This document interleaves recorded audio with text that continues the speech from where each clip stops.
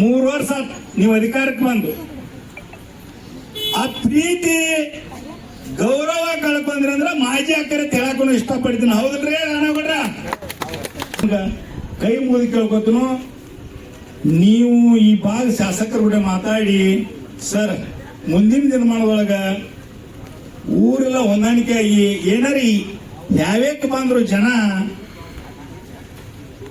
ನಿಮ್ಮ ಹೆಸರು ಕೆಡತೈತಿ ಅಂತೇಳಿ ದಯವಿಟ್ಟು ಮೈಂಡ್ 30 ಕೋಟಿ ರೂಪಾಯಿ ಏನೋ ಸರ್ಕಾರ ಒಬ್ಬೊಬ್ರು ಶಾಸಕರು ಕೊಟ್ಟೈತಿ ತಲೆಯಾಗೈತಿ.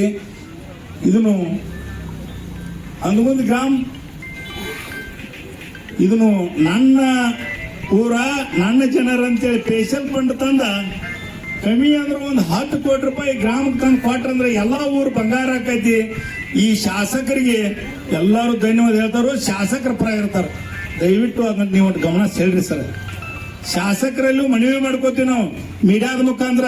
ಏನಂತಂದ್ರ ಶಾಸಕರ ನಿಮ್ಮಲ್ಲಿ ಗೌರವ ಭಾಳ ಇಟ್ಟಿವಿ, ನಾವು ಪ್ರೀತಿ ಇಟ್ಟಿದೀವಿ. 3 ವರ್ಷ ನೀವು ಅಧಿಕಾರಕ್ಕೆ ಬಂದು ಆ ಪ್ರೀತಿ ಗೌರವ ಕಳ್ಕೊಂಡ್ರಿ ಅಂದ್ರೆ ಮಾಜಿ ಅಕ್ಕರೆ ಹೇಳಕ್ಕೂ ಇಷ್ಟಪಡ್ತೀನಿ. ಹೌದಲ್ರಿ ನಾನಗೌಡ್ರ? ನೀವೇನಾರ ಗೌರವ ಇಟ್ಕೊಂಡು ನಿಮ್ಮ ಈ ಅಧಿಕಾರಿಗಳ ಮುಖಾಂತರ ಕೆಲಸ ಮಾಡ್ರಿ ಅಂದ್ರೆ ಮತ್ತೊಮ್ಮೆ ನಿಮ್ಮನ್ನು ಪ್ರೀತಿಸ್ತಾರೋ ಗೌರವಿಸ್ತಾರೋ ಅಂತ ಹೇಳ್ತೀನಿ. ಯಾಕೆ ಮಾತಾಡ್ತೀನಂದ್ರೆ ಜನರ ಗುಡೆ ಬಾಂಧವ್ಯ ಇದ್ದಂಗ ಆಕೈತಿ.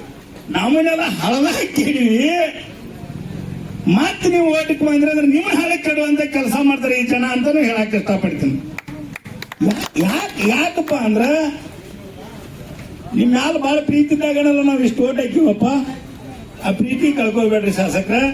ಈಗ